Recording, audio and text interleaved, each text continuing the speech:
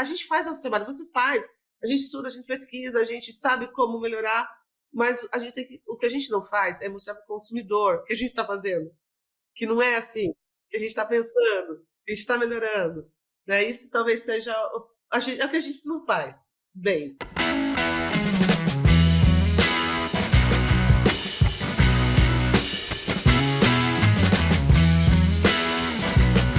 Olá pessoal, sejam todos muito bem-vindos ao nosso podcast O Aviário. E hoje nós temos aqui um assunto e uma convidada muito especial. Nós vamos conversar um pouquinho sobre bem-estar animal, um tema super importante. E para isso nós estamos convidando a doutora Ibiara Correia de Lima Almeida Paz. Acho que dispensa a apresentação. A doutora Ibiara é super conhecida, né, na avicultura. Já tivemos, eu e ela, algumas empreitadas juntos, então é um prazer enorme, Ibiara, receber você aqui no nosso podcast. Obrigado por você ter arranjado um tempinho para conversar aqui com a gente, né? E eu acho que para quem não conhece, né, a doutora Ibiara, né, a nossa professora Ibiara, ela é professora associada na Unesp de Botucatu, ela atua no programa de pós-graduação, né, na mesma universidade, é líder do grupo de pesquisa em ciência avícola da Unesp, bolsista de produtividade em pesquisa. Né, Ibiara, está cada vez mais difícil conseguir essa bolsa, né? Parabéns, e mostra, claro, a produtividade da doutora Ibiara, né? Nesse importante aí, né? Como rol de pesquisador da nossa avicultura. É diretora de publicações da FACTA. Eu já aproveito também para elogiar, parabenizar o trabalho fantástico que a FACTA faz. E aí, Ibiara, você está exatamente nessa área de publicação, que eu não tenho dúvida nenhuma da importância que as publicações da FACTA, né, representam dentro do universo científico da avicultura. Quem estiver começando, aí, dando os primeiros passos da avicultura, pode com certeza baixar, comprar, adquirir os livros da FACTA, que é realmente o caminho mais certo para começar a aprender a avicultura. Bom, e também, né, ela tem uma ênfase aí em manejo produtivo e bem-estar de frangos, de cortes e galinhas poedeiras, né? Tem a sua graduação, pós-graduação, mestrado, doutorado também na Unesp. E a doutora Ibiara tem interface com várias empresas, é pesquisadora em várias áreas, enfim. A doutora Ibiara teve, né, antes de estar em Botucatu, teve em outras universidades, então é uma pessoa que tem muita experiência, tem vários orientados, então está aí nessa ciranda da pesquisa, do ensino, da extensão, e nessa interface aí buscando, né, recursos para fazer pesquisa. Ibiara, muito obrigada por estar aqui dividindo, né, o teu conhecimento conosco, e eu deixo você fazer suas considerações iniciais. Boa tarde. Nossa, muito obrigada pelo convite. E também não precisa, assim, né? Quem vem pensa que só eu faço as coisas. Você não faz quase nada, né, Café? Eu agradeço muito o convite. É um prazer conversar com você, né? Mesmo que online, e falar um pouquinho de bem-estar e em frangos. A importância disso, né? Dar tirar esse mito que tem em torno do conceito de bem-estar. É bem mais fácil de aplicar do que se pensa. Ótimo. Então, Ibiara, eu vou propor o seguinte roteiro para a gente aqui. Eu queria dividir a nossa conversa em 3 grandes blocos, né? No primeiro, a gente falaria um pouquinho exatamente desse cenário como que está o bem-estar, certo, na avicultura de corte, né? Você que está por dentro aí, que conhece, conversa com as empresas, qual é a preocupação que as empresas hoje têm, como que eles estão fazendo, o que eles estão fazendo para, né, exatamente como você falou, desmistificar essa questão do bem-estar.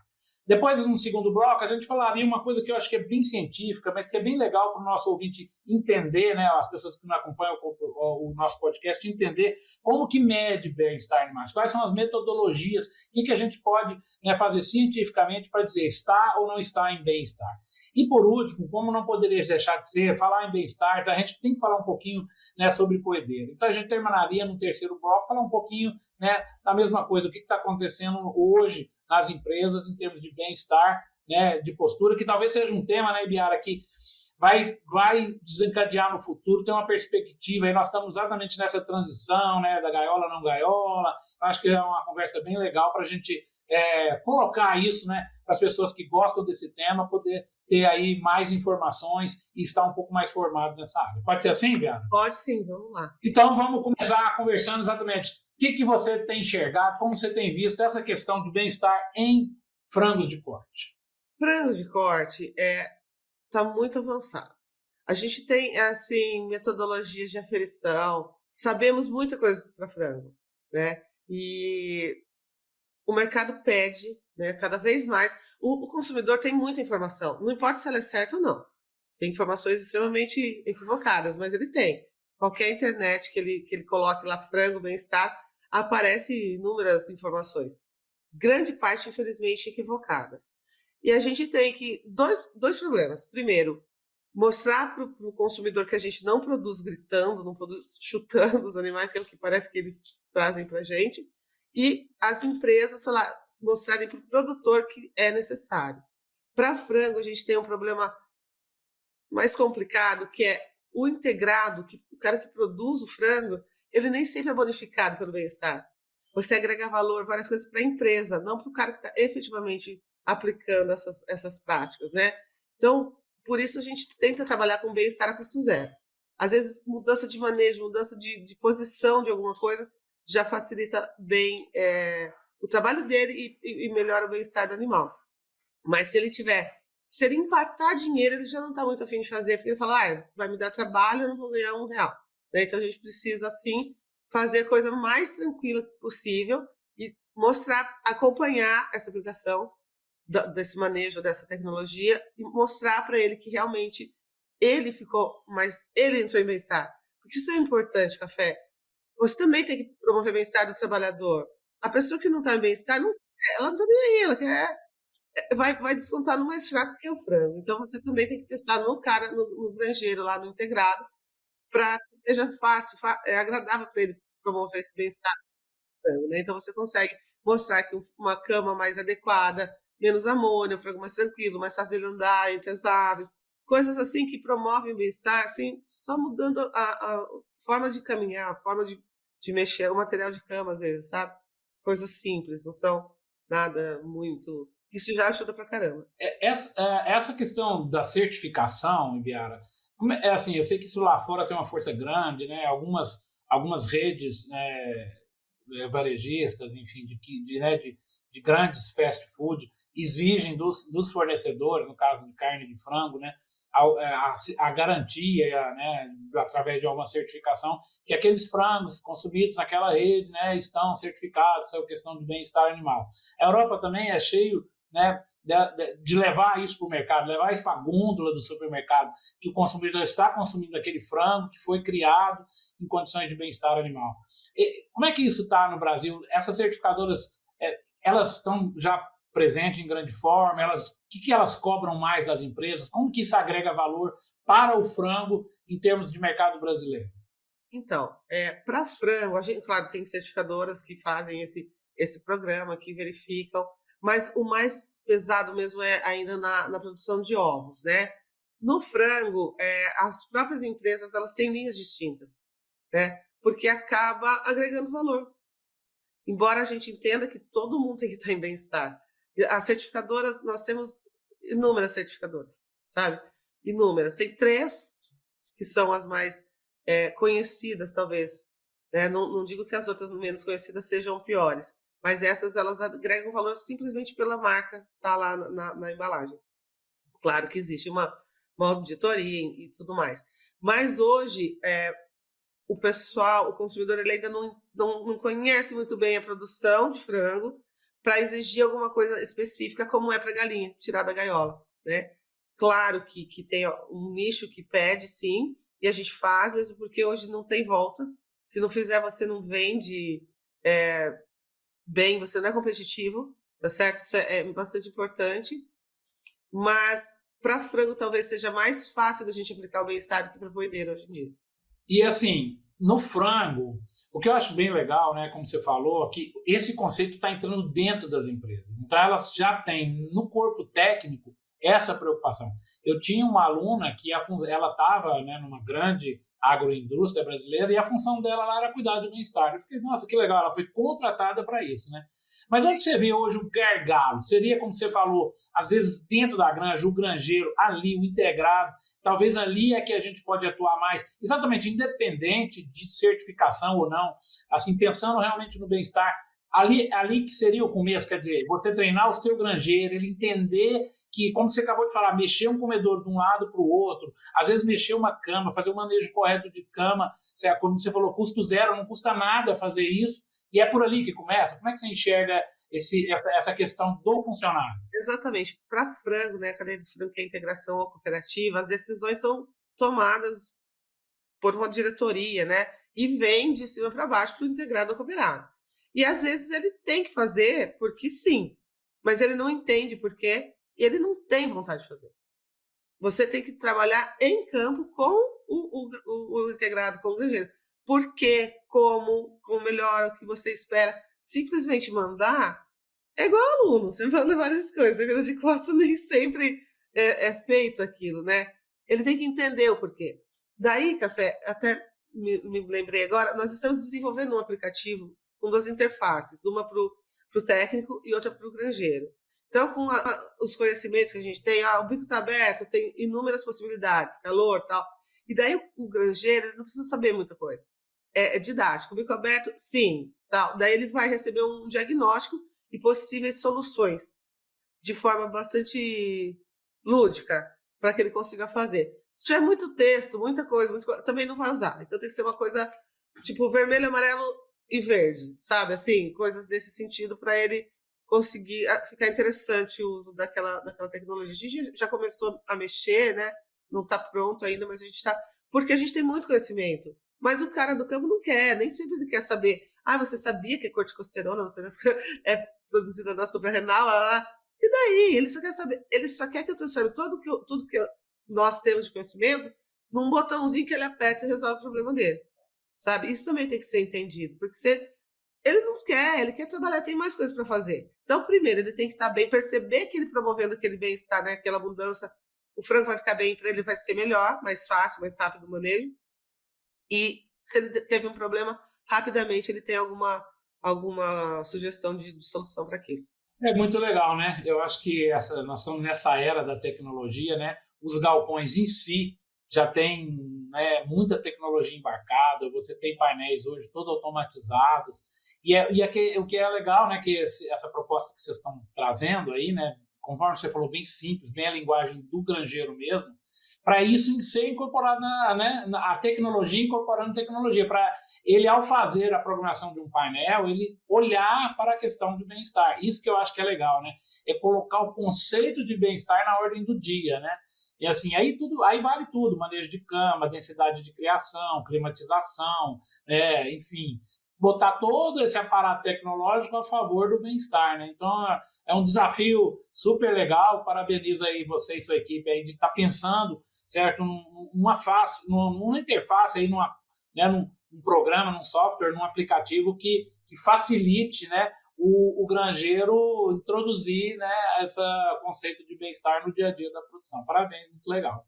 E dentro desses gargalos, né, uma coisa assim que a gente sempre fala em bem-estar animal, que as certificadoras brigam e tudo mais, né, é a questão da amônia, né? Tem alguma tecnologia nova? Ou é fazer o velho dever de casa, fazer direitinho mesmo, né? O manejo da cama, diminuindo a umidade? Porque hoje, né, Ibiara, a gente está, por questões, pelo menos aqui em Goiás, por questões de mercado mesmo, a gente está reutilizando essa cama 1, 2, 3, 4, 5 vezes, até mais que isso. E claro, cada vez que você reutiliza, você tem um grau ali naturalmente maior de amônia, normal, ela produz com mais força. Nessa parte de amônia, o que você poderia, assim, falar para a gente? Assim, primeiro que o time que se está ganhando, a gente não mexe, né? A cama tem que manejar de maneira adequada. Tem alguns aditivos que você coloca na ração, né? Melhoradores de desempenho, que melhoram a qualidade intestinal, melhoram a digestibilidade, melhoram a absorção. E daí você tem uma quantidade menor de matéria orgânica na cama e daí uma quantidade menor de amônia. Tem que ter temperatura, a bactéria para fermentar e umidade. Se você conseguir segurar já não tem, né? Só que daí, aqui as integradoras aqui sugerem 6 vezes, 1 ano a mesma cama, tá? Só que para não ter amônia, tem que fermentar, fazer o vazio sanitário com ela amontoada com lona. Tem um monte de coisa que a gente sabe muito bem que não é bem por aí, né? Então, não existe hoje um pó de pirlim-pim-pim que você põe lá e acabou com a amônia. Existe, sim, manejos que deveriam ser feitos adequadamente, no período certo, que você diminuiria bastante. Tá, o mundo maravilhoso, os unicórnios albinos não estão por aqui, né? Então, vamos para o mundo real. O mais fácil hoje é você segurar a umidade da cama. Menor que 30%. Você consegue, 25% a 30% seria o ideal para você diminuir a produção, a liberação de amônia no ambiente. O bom e o velho manejo de cama, né? Como você falou, o time que está ganhando não mexe, né? Biara, eu queria agora entrar nesse nosso segundo bloco aqui, falar um pouco, aí a parte científica mesmo, né? Metodologias para aferir bem-estar, né? Eu sei que você é uma pesquisadora nessa área, né? Então, como que a tecnologia, né, a ciência mostra para a gente, como que a gente mede, como que a gente fala, esse lote está em bem-estar, esse lote não está em bem-estar. Como que a gente trabalha essa questão aí de avaliar bem-estar? Ó, na ciência, a gente tem tanta tecnologia, sabe? Eu tenho um aluno que está na Virgínia, conversando lá com a professora dele, com eletrodos, sabe? Testes cognitivos, que para nós não está ainda, né? Então, a gente tem algumas metodologias que podem ser aplicadas em campo, sabe? E mesmo que ele não seja, por exemplo, o latency to lie, que é pôr o frango dentro da água, cobrir o pé do frango com água, coloca numa bacia e ver quanto tempo ele fica em pé. Se ele ficar 2 minutos, 3 minutos, tá bem. Isso é um problema, porque eu já vi pessoal falando. Ele foi desenvolvido em 1990 e alguma coisa. Uma senhora, hoje senhora, chama Charlotte. Café, eu entrei no ResearchGate, achei o e-mail dela, mandei um e-mail, porque o pessoal diz que é para ver problema de perna. Daí você põe o frango na água, 30% do frango que não fica em pé tem problema de perna. O que está acontecendo? Foi um erro de interpretação. Na época, o problema de perna era o pior problema de bem-estar na avicultura. Então, ela está falando de bem-estar, ela fala que hoje é problema de perna. Para isso, é para medir bem-estar, não problema de perna, né? Então, eu quero saber se o lote está bom. Pega uma bacia com água, vai lá, põe uns frangos dentro para ter uma ideia do que está acontecendo. Primeiro, você vê se está bico aberto, aquela coisa de calor e tudo mais. O frango odeia água, igual o macaco odeia água. Você coloca ele lá, e eu costumo fazer uma analogia. Eu ganhei na Mega Sena e outro está devendo no banco. Se você me pedir para ficar, a mim e a ele, para ficar em pé 3 minutos na brita, eu ganhei na Mega Sena, eu posso estar sem pé, eu vou ficar em pé toda contente. O cara que está devendo, ele nem está com problema, mas ele não está com um saco, não está afim de ficar lá. Então é isso, às vezes você mede o bem-estar geral. Não sei o que tem errado, mas ele não está legal. Então você põe o frango na água, rapidamente ele tenta se sentar ou sair dessa bacia, tá? Então quanto maior o tempo, melhor. Tá, já vi que não tá bom, vamos olhar o que é. Daí a gente começa a verificar a amônia, são inúmeras formas. Outra metodologia que também gasta só, ainda nessa primeira você gasta a bacia e a água, né? Você tem que ter. A outra, só você. Você chama teste de aproximação. Entra no aviário, agacha, gasta o joelho. Para quem já estava um pouquinho mais velho, dói. Você agacha, fica quieto, os frangos saem e normalmente eles retornam a ocupar o espaço que eles estavam. Estica o braço, que é mais ou menos 1 metro, que seria a zona de fuga. Quantas aves você consegue tocar? Normalmente, a gente toca de 15 a 20 aves se eles estão legal. É resiliência, é reatividade. A ave que está estressada, ela vai correr, né? Daí você vê, tá bom, não tá bom. Não tá bom, você tem que achar a fonte desse estresse, tá? Existe agora, a gente está fazendo uma outra metodologia para esse tipo de avaliação. Você tem uma ideia do que está acontecendo. Você pode fazer, qualquer um pode fazer no campo, sem problema algum. Eu quero saber se realmente está estressado. Corticosterona e serotonina sérica, né? Agora a gente desenvolveu uma metodologia, porque a gente fica pensando, eu tenho que pegar o frango, tirar o sangue, né? Estressá-lo para saber o bem-estar, tirar ele do bem-estar para medir bem-estar. Então a gente está fazendo isso em pena da cama. A gente conseguiu adequar a metodologia. Você pega a cama, você consegue medir corticosterona e serotonina na pena sem encostar no animal. Você tem uma ideia do lote, na verdade. Que legal, muito legal mesmo. Como você falou, só a manipulação para fazer a colheita do sangue, ela já tem estresse e mascara, né, essa medição. Importante, por exemplo, pododermatite. Não é só para exportar os pés para a China. Se ele está com lesão de ou down, a cama tá ruim.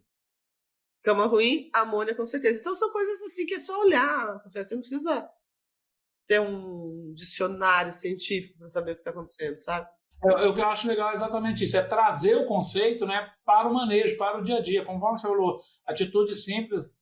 Às vezes aquele granjeiro mais sensível, aquele granjeiro bom, ele sabe se está bem-estar ou não, né? Ele sabe de cara ali se aquelas aves eles estão tranquilas, estão assim, tão normal, deitando, comendo, brincando, ou não, né? Se estão estressadas, né? Estão lá ofegando, enfim, com medo, A gente, quando você começa, a gente tem trabalhado aqui com um dos aditivos melhoradores de desempenho que realmente promove um bem-estar absurdo, sabe? Enfim, a gente consegue perceber play fight, né? Que é aquela brincando de brigar, né? Que é diferente do comportamento agonístico, eles não se tocam. Se eles estão brincando, é porque eles estão tão bem que sobrou tempo para brincar. E assim, quando você usa alguns que melhoram a integridade do intestino, produção de serotonina, diminui a amônia, você entra no aviário assim com 20 dias, se for macho, então é só play fight, sabe? Você fala, legal, realmente estão tão tranquilos aqui, né? Tá adequado o ambiente, enfim, a ração. E é legal esse link que você está fazendo, né, com nutrição e bem-estar, né? Quer dizer, tudo começa ali, se ele está, né, com a nutrição adequada, né, com o trato digestório todo íntegro, que são, como você falou, né, os nutrientes sendo absorvidos e tudo mais, isso reflete em bem-estar, né? Bem interessante isso aí, é uma pegada que é uma informação legal para as pessoas que às vezes entram muito corrido, aí, técnicos de campo mesmo, que entram nos aviários pensando, focando em alguma coisa e estão esquecendo de ver coisas simples que vão traduzir, né, nessa questão do bem-estar. O lance assim, digeriu a ração. É de alta digestibilidade, é uma ótima ração, só que ele não absorveu, porque o intestino dele está todo estragado. Digestão é uma coisa, absorção é outra, né? Então ele tem que digerir e absorver esse nutriente para não dar ruim. Então, quando você promove essa integridade melhor, tem mais células funcionais para a produção de serotonina também. Tem menos muco. Então, o animal... é que agora a gente, no podcast, mas tem uma imagem de duas aves, uma com a ração convencional, outra com alguns aditivos. O empenamento, quer dizer, tudo que você depois da ração, que você ficou medindo 2.835 quilos, ele usou. Tanto que sobrou para empenar. Né? Porque o pessoal... Aí daí pena, que não é a pena também, porque protege o animal, mas deu tudo tão bom que até o empenamento melhorou, sabe? Isso tem que ser prestado atenção. Eu acho que é uma dica bem legal, né? Eu acho que é uma informação bem legal da gente casar esses conceitos, né, de nutrição, de saúde intestinal, de aditivos, com um conceito de bem-estar animal, né? Acho que fica essa dica aí, esse convite a fazer esse link aí e tentar entender o que está acontecendo no lote como um todo. Bom, eu queria mudar agora um pouquinho de assunto, né? Conforme a gente falou no começo, e falar um pouquinho, né? E aí vai ser só uma pitadinha, porque eu acho que isso seria assunto para um episódio inteiro, né? Mas falar um pouquinho do bem-estar em poedeiras, né, comerciais, né? Eu acho que esse assunto, né, quando se fala em bem-estar em poedeira, é um assunto assim que causa um pouco, né, de inquietação, porque inclusive vários modelos têm sido mudados, alguns até em alguns países por força de lei, né, têm sido mudados em função dessa pressão do bem-estar animal, né? Esse caso clássico aí do cage-free nas nossas poedeiras, né? É um caso clássico. Em alguns países foi proibida a utilização de gaiola simplesmente, né? Como é que você enxerga isso? E como é que você enxerga essa questão? Agora pensando nas nossas poedeiras comerciais. Tem coisa assim. Primeiro, não podemos jogar pedra no pessoal da gaiola. Segurou a avicultura, segurou a nutrição. O ovo é extremamente importante. Tem família que come um ovo cada um por dia e é o que tem para comer. Então não dá para jogar pedra. A gente conhece, sabe algumas coisas que podem ser melhoradas. Café, se eu fosse uma louca dona do mundo e falasse acaba com as gaiolas do mundo hoje, vai ter gente que vai passar fome. Não vai ter condição de comer um ovo por dia. Então, a nossa função como pesquisador, como professor, é melhorar o modelo para que ele fique cada vez mais barato e todo mundo possa ter galinha livre. Essa é a primeira coisa. Essa semana eu tive uma discussão com uma ONG que queria um acordo que até 2028 não vai ter ave em gaiola na faculdade. Eu tenho na gaiola o cage free e o free range aqui. E eu tenho que ter, é didático. Eu não posso simplesmente falar não existe gaiola porque eu não gosto da gaiola, né? Só que, por que eu falei que o frango fica, por conta do acesso, biosseguridade, o consumidor não vê uma criação de frango tão facilmente quanto uma de galinha, né? Então, eles pegaram isso e acabou, vamos tirar, tudo bem. A galinha, se você tem algumas pesquisas, você tira uma galinha da gaiola, a vida toda na gaiola, deixa ela 24 horas sem água e sem ração e oferece água e ração ou ninho. Quanto mais perto do momento de postura, ela nunca viu ninho, ela prefere o ninho. Quer dizer, é fisiológico, a galinha precisa de ninho para ser feliz botando. Na gaiola isso não acontece, o espaço e tudo mais. Ok, mas não é de hoje para amanhã. Vamos nós fazer pesquisas para diminuir o custo das instalações, o custo do ovo, para que daqui a alguns anos todo mundo possa ser livre. Hoje, não dá. Pessoas passarão fome se a gente fizer isso hoje com o custo que a gente tem. Então, também é importante você pensar no bem-estar do produtor, no bem-estar da população, né? E a gente trabalha nesse modelo, metodologias, técnicas que permitam diminuir o custo de produção para cada dia ficar mais perto do ovo de gaiola, né? Uma coisa eu falo, assim, tem algumas linhagens de galinha branca que, olha, é difícil, hein? Elas são muito leves, elas sobem, elas pulam, é complicado. Por enquanto, a galinha vermelha está mais fácil. É isso, né, Bibiara, que você coloca muito bem. Nós estamos vivendo essa transição, eu acho que, como você falou, não vai ser da noite para o dia, não dá para proibir a gaiola pura e simplesmente. Essa ave, como você falou, ela às vezes está bem adaptada a esse sistema, mas eu acho que você tem toda a razão.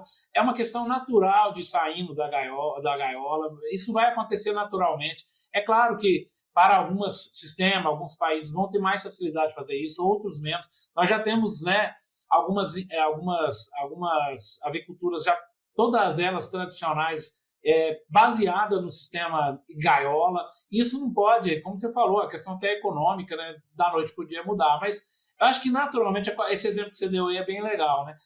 Ela quer o ninho, é uma coisa mais natural. Mas o que a população tem que entender também é que ela estar na gaiola, ela não está em sofrimento. Talvez não seja o ideal, mas também não age de como você falou, não dá para jogar pedra, sabe? Não pode falar que está em maus tratos, não dá para falar que isso não existe, isso não pode. Calma, não é assim. Uma briga muito grande por causa da debicagem. Por exemplo, a muda forçada a gente não faz mais. As linhagens agora vão até, né? Houve um consenso que precisava melhorar. Beleza. A debicagem, Café, não dá em gaiola, fora da gaiola, cage free, né? Com free range, com acesso a piquete, não dá. Tem que debicar. Então, existe aquela do laser, que é menos sofrimento, embora se bem feita com lâmina quente, não é sofrido também. Mas, não, por enquanto, não temos linhagens que permitam a criação sem debicagem. Você prefere que ela sofra um pouquinho ali na hora que corta ou morrer bicada por várias outras, sabe? Então, isso a gente tem que trabalhar mais do que o bem. A gente faz nosso trabalho, você faz. A gente estuda, a gente pesquisa, a gente sabe como melhorar, mas o que a gente não faz é mostrar para o consumidor o que a gente está fazendo. Que não é assim, que a gente está pensando, que a gente está melhorando. Né? Isso talvez seja é o que a gente não faz bem. Eu acho até, Ibiara, que isso é um problema do agro como um todo. A nossa comunicação com o nosso cliente lá na ponta, ela é ruim, você tem toda a razão. E a avicultura não é diferente. Às vezes a gente é acusado de coisas que as pessoas... É só leigo que nos acusa. Quem conhece um pouquinho sabe que determinadas acusações são totalmente improcedentes. Quer dizer, existe base científica em muita coisa. Você falou, acabou de dar o exemplo da debicagem. Se você fizer aí uma analogia com o ser humano, às vezes uma pessoa vai extrair um siso, é uma cirurgia, passa ali mal, ali 2, 3 dias. Os meninos até acham bom porque toma sorvete o dia inteiro, né? Mas é só isso, como você falou, é um mal passageiro. Cortar uma unha um pouco mais curta, pegar um pouquinho ali na carne, quando você corta aquela unha. Pronto. Assim, se bem feito, não é tão traumática. Mas a gente não mostra, né? E assim, o bem-estar para poedeiras, porque é um sistema diferente da integração, né? O cara é o dono lá, é mais fácil você obter se o cara quer, entendeu? Você chegar. Eles têm uma maior produtora de ovos do Brasil desde 2002, 2020, aliás, 2021. Ele falou, olha, qualquer aviário que eu vá construir é para queijo free. Eu não vou... Quem segura a onda dessa minha doideira aqui é a gaiola, para poder ir mudando os aviários. mas a meta dele até 2000 alguma coisa lá, não ter mais galinha em gaiola. Mas ele mesmo é o dono, ele sabe, é um sonho que ainda não posso concretizar hoje, não dá, né? Por causa do custo, a gente tem que pensar isso. Mas eu penso que o desenvolvimento de metodologias, como fazer o que, de saber, tá bem parecido entre o frango e a galinha. Mas a pressão maior é na galinha. Com certeza.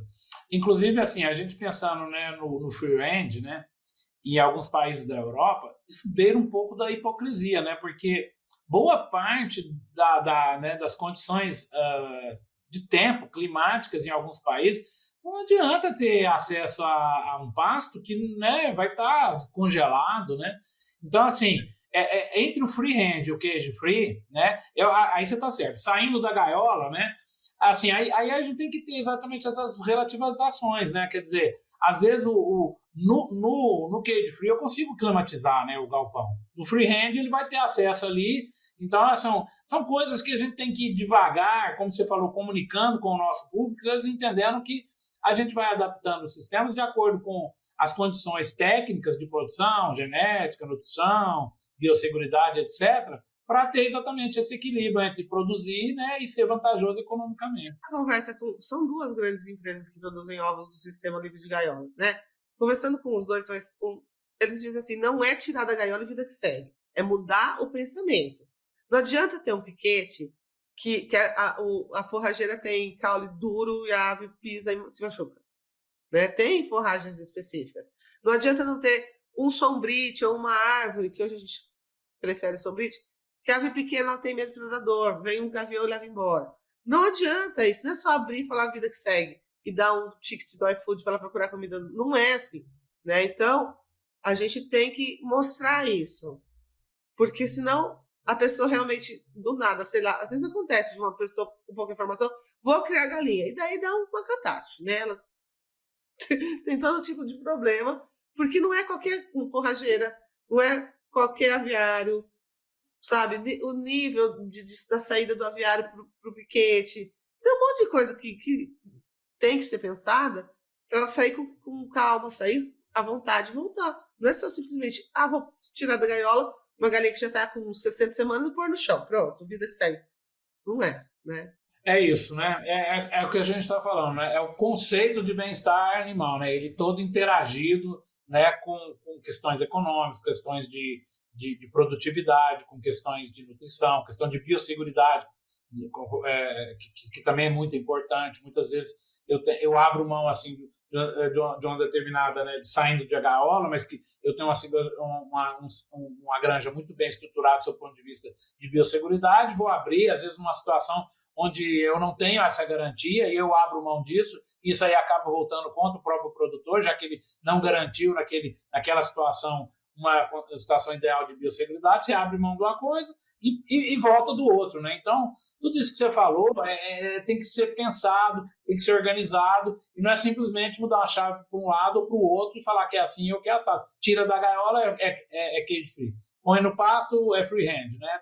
Tem que repensar tudo isso. Por exemplo, com a emergência sanitária, as galinhas estão todas presas, por conta, entendeu? E o que está causando nelas? Uma frustração, aquela famosa frustração, que pode ser também, mas é necessário, não tem como, não dá para abrir para o pasto hoje, nenhuma. Daí a gente já ouviu alguma conversa, mas agora elas têm direito, não sei o quê. Meu, calma, não é assim. Elas têm direito de ficar viva primeiro, né? Porque se sair e pegar influenza, você sabe o que acontece, o abate, né? Então, tem que segurar um pouco os exageros, né? Os extremos.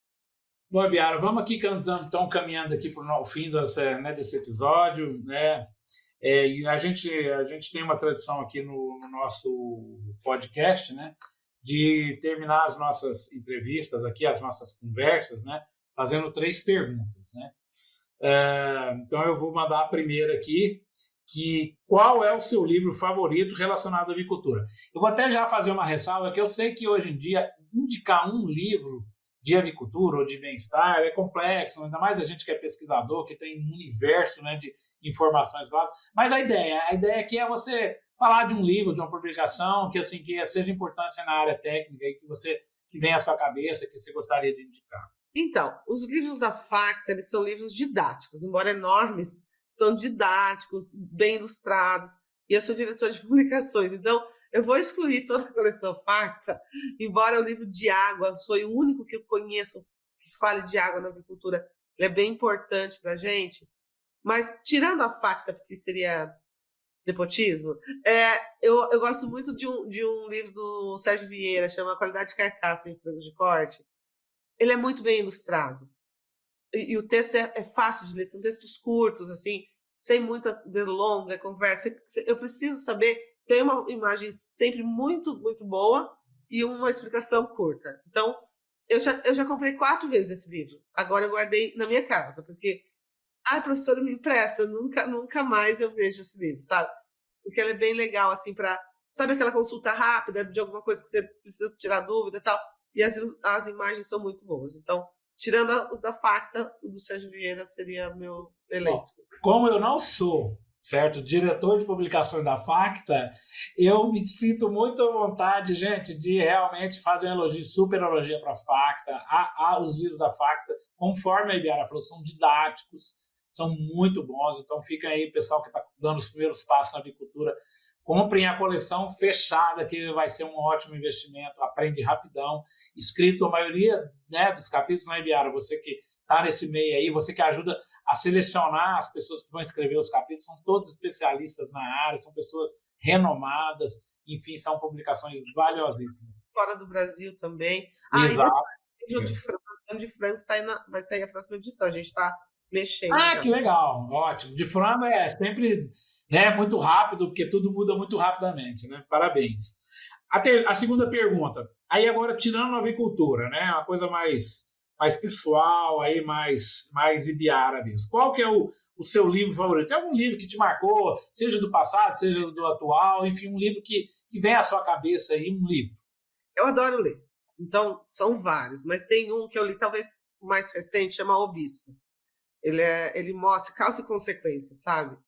Que você faz, aqui se faz, aqui se paga. Que legal. Sabe? Não adianta cuspir para cima que cai na testa. Basicamente isso, Café. Que legal. Então fica a dica aí da Ibiara, O Bispo. E para terminar, sim, e você que é professora, né? Eu acredito que você tem muito a nos ensinar sobre isso. Na sua opinião, fazer a pergunta como está aqui na nossa combinada aqui com o aviário aqui. Na sua opinião, o que diferencia um profissional da avicultura de sucesso? Eu tenho uma frase que eu falo toda a palestra para todo mundo. Você não pode perder a oportunidade. Não perca a oportunidade. Você aprende todo dia. Não perca a oportunidade de ficar calado, inclusive. Né? Às vezes, essa é uma boa oportunidade de você não falar nada. Mas às vezes você está conversando aleatoriamente com uma pessoa, marido da amiga, vizinho. A pessoa pode falar alguma coisa ali que você fala, Então, o bom profissional, ele vai prestar atenção na ave, no produtor, na empresa, e com paciência, ouvindo. Tem 2 ouvidos e uma boca. Ouça, veja, analise. Daí as coisas começam a se encaixar. Não façam simplesmente porque sim. Por que eu vou fazer isso? Porque me mandaram. Tudo tem um porquê. Ninguém acorda de manhã e fala, vou ali ligar para o café e encher o saco dele porque sim. Não existe isso. Né? Então, você observar, montar na sua cabeça aquela história, ter sua opinião, talvez faça a diferença em qualquer profissão. Pensando especialmente em alguém que trabalha com avicultura, né? Assistir programas rurais, ler. Você pergunta quanto custa a saca de milho, quanto está o quilo do peito de frango, o que aconteceu que fechou o mercado? Os alunos não sabem. Não sabem. Falam, gente, tem alguns telecursos 3º grau aí que eu brinco com os programas de TV aí, que passam no domingo, mas também tem na TV fechada, que você pode assistir a qualquer momento. Leiam sobre o que você está trabalhando. Porque, você pergunta, você sabe por que o peito do frango está tanto? Não sei. Mas você sabe por que o milho baixou? Não sei. Daí, né, fica difícil. Você tem que ser informado sobre as coisas. É um hábito, não é sofrido, é um hábito isso. Ibiara, muitíssimo obrigado, muito legal essa nossa conversa aqui, traz uma opção de, né, põe, né, aquela pulguinha atrás da orelha da gente, uma ação de assuntos legais, essa parte de bem-estar muito legal, né? Você é uma pessoa que é da avicultura, né? Conhece as empresas, conhece o meio acadêmico, que não é simples, né? Conhece, né, a questão científica mesmo, CNPq, FAPESP, etc., né? CAPES, conhece os sistemas de pós-graduação, então muito legal. E, assim, você é uma pessoa que contribui muito para a avicultura, né? Eu estou nesse elo seu aí, né, que nós fazemos ciência, e isso é super importante para a avicultura, e ainda bem que a avicultura é uma área que valoriza, né, as universidades. Eu fico muito feliz de participar dessa área que valoriza, e você é uma dessas, né, começou lá, né, como aluno de mestrado ali, já mostrando né, a sua vocação para pesquisa, nunca parou, está até hoje aí no campo. Não é fácil, gente. Aí eu falo para todo mundo, fazer pesquisa assim, todo dia tem problema, sabe, os problemas que vocês nem imaginam, dos problemas que às vezes o pesquisador tem que enfrentar, às vezes para fazer um projeto de pesquisa, para gerar dado, e para esse dado gerar informação, essa informação chegar nas empresas, isso virar aí, né, contribuições, agregar valor no nosso produto. Então, muito obrigado, Ibiara.